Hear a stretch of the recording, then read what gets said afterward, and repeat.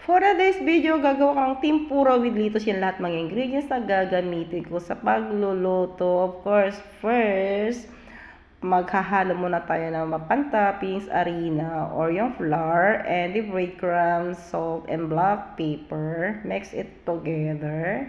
Yan yung pang-toppings ko sa shrimp or hipon. Then, one egg lang po. Yan, mimix mabuti and ilalagay natin dyan yung shrimp. Yan, di ganun kalaki yung aking shrimp. And then, habang nakababad yung shrimp natin, ilalagay na natin yung litos sa baso. Kasi dyan ko ilalagay yung shrimp na lulutuin ko para mayroon siya konting design. And then, pwede makain litos naman yan, di ba? And then, loloblob na natin sa ginawa kong toppings, yung shrimp.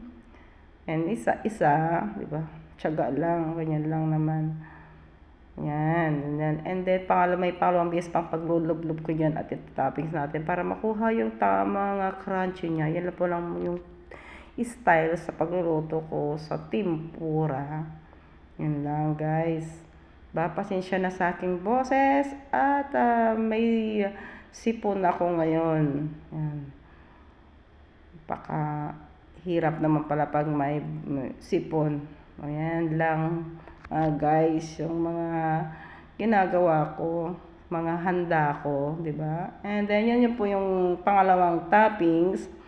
At huwag kayong magtaka, ganyan na yung kulay yan. Is tubig po siya. Marami na kasi akong lob-lob dyan. Yung iba na laglag na dyan sa tubig. Yung unang toppings ko. Yan.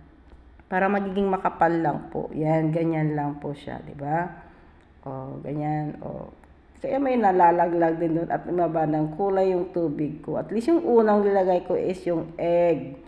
At kumapit na rin. And then, yan, ulit, dip na natin ulit sa breadcrumbs with the flour.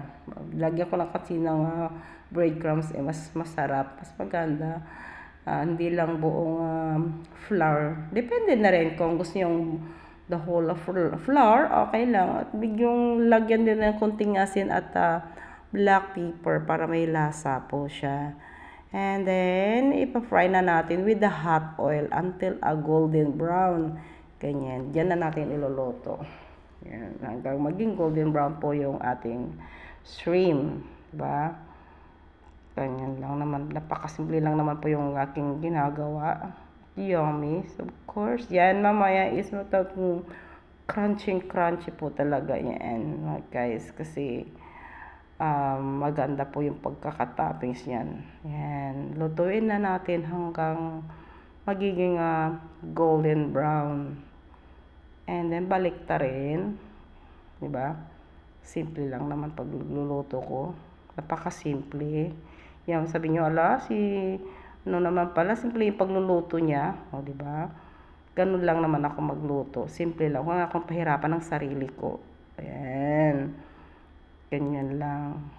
Depende na lang sa technique sa pagluluto at style sa presentation. It depends on you. Sabi nga nila. O, diba? Ganyan lang naman po. Ayan. Golden brown na siya. Ayan. Isa-isahin na natin sit aside. Papalamigin mo muna bago ilagay. Yan lang naman po yung pagluluto ko, ang panghanda sa mga ating kakain mamaya. Yan. Lumamig na po yung ating hipon at aayusin sa baso na yan. Ayusin, pagandahin natin kahit paano, di ba? Ayan, nilagay rin ng konti. And then, naglagay ako ng hot sauce muna, konting hot sauce na mayonnaise. Yan. Ganyan, ilagay dyan. Diba? Napakasimple at maganda naman yung paggawa ng aking shrimp sa baso. Presentable talaga. Yan, diba? Ayan natin. Ganyan. Lagyan konti. And naglagay na okay na po siya. So yummy, diba? Ang dana. Thank you for watching, everyone.